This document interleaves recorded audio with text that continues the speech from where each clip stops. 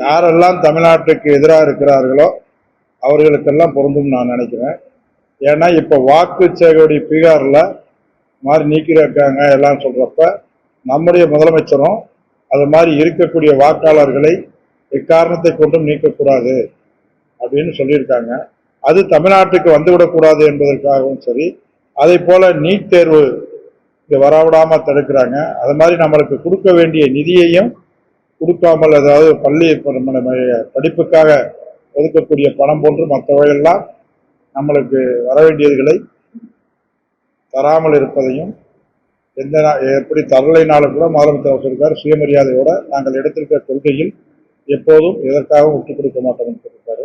அதனால அது மாதிரியான நிகழ்வுகளை நிச்சயமாக முதலமைச்சர் தமிழ்நாட்டை அதுதான் சொல்றாரு, மண்மொழி மானம் காப்பாற்றுவதற்கு ஓரணியில் தமிழ்நாடு என்பதில் தான் இப்போ இவ்வளவு பேர் சேர்த்திருக்கிறோம்.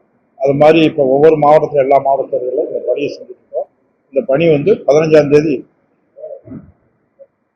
பிறந்த நாள்ல தான், அது மாதிரி 17ஆம் தேதி கரூர்ல நடக்கக்கூடிய அந்த முப்பது விழா உள்ள கூட்டத்தில், மாதிரி 20ஆம் தேதி ஒவ்வொரு மாவட்டத்திலையும் அது சம்பந்தமான பொதுக்கூட்டம்.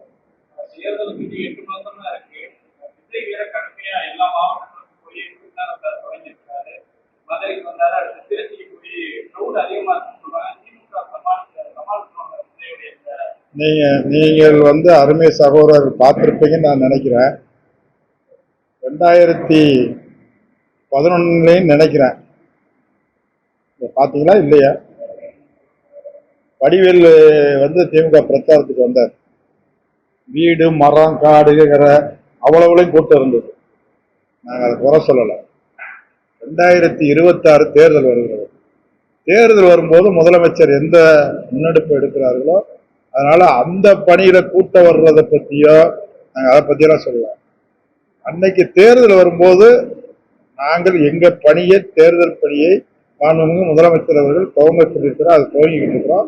அதுக்கெல்லாம் முதலமைச்சர் என்ன முடிவு எடுக்கணுமோ எடுத்துக்குவாங்க. நீங்க என்ன இன்னைக்கு தான் பார்த்தீங்க, இல்ல நேற்றைய தினம் பார்த்தீங்க, மிகப்பெரிய நடிகர் ரஜினிகாந்த் அதுக்கு பதில் சொல்லியிருக்காரு. நாங்களாம் அதுக்கு சொல்லணும்னு அவசியம் இல்லை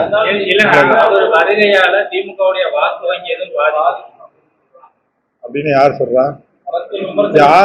யாரு வாக்கு பாதிக்காம இருக்கும், யாரு வாக்கு பாதிக்குமா? அதுக்கெல்லாம் தேர்தல் வர்றப்போ அப்ப நீங்க பொறுத்து பாருங்க. கோச்சுக்க மாட்டீங்கல்ல. முன்னாள் நம்முடைய சசிகலா அம்மா பெங்களூர்ல விடுதலை ஆனப்ப சென்னைக்கு வர்றப்ப விடிய விடிய கூட்டம், விடிய என்னது கூட்டம். அந்த மாதிரி கூட்டத்தை பத்தி தயவு செய்து சொல்லாதீங்க. நான் இருக்க, அதனால எல்லாமே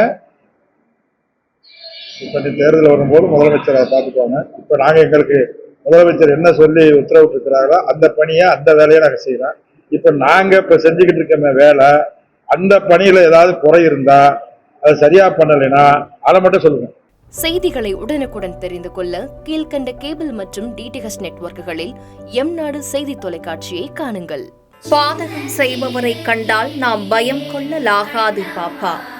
மோதி மிதித்து விடு பாப்பா, அவர் முகத்தில் உமிழ்ந்து விடு பாப்பா. அண்மை செய்திகளை உடனுக்குடன் தெரிந்து கொள்ள இணைந்திருங்கள் எம்நாடு தொலைக்காட்சியுடன்.